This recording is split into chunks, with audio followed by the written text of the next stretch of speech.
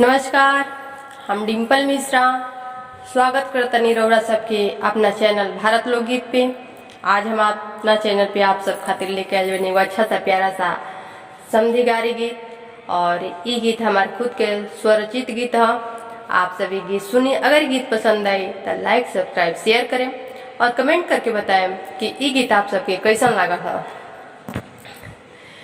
जब से दाही जावा की भैली महंगाई हो, जब से दाही जावा की भैली महंगाई हो, अरे कैसे होई है देशवा के भलाई।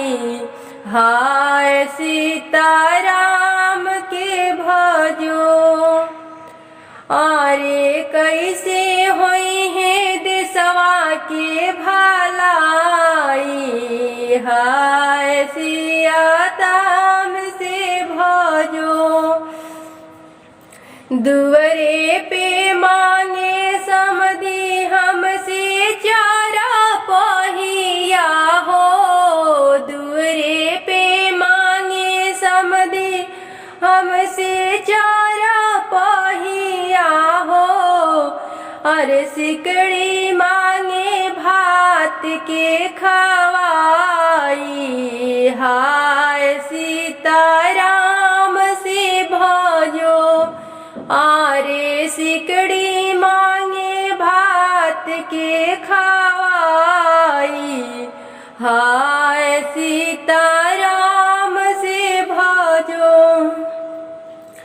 कैसे गरीबन के बेटिया बियाहल गई है, अरे कैसे गरीबन के बेटिया बियाहल गई है, अरे कैसे होई है देशवा के भलाई। हाय सीताराम से भजो, अरे कैसे होई है देशवा के भलाई। हाय सीताराम से भजो, हमरो बाबैया समधी बहुती गरीबावा हो, हमरो ही बाबा समधी बहुती गरीबावा हो, अरे कैसे होई है उनके बड़ाई। हाय सीताराम से भजो, अरे कैसे होई है उनके बड़ाई।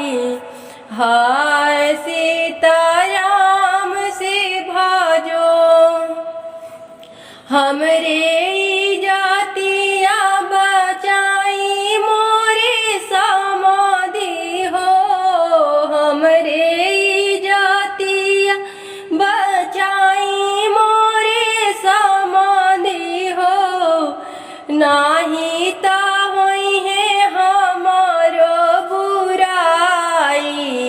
हाय सीताराम से भजो, जब से दाहे जावा की भैली महंगाई हो, जब से दाहे जावा की भैली महंगाई हो, अरे कैसे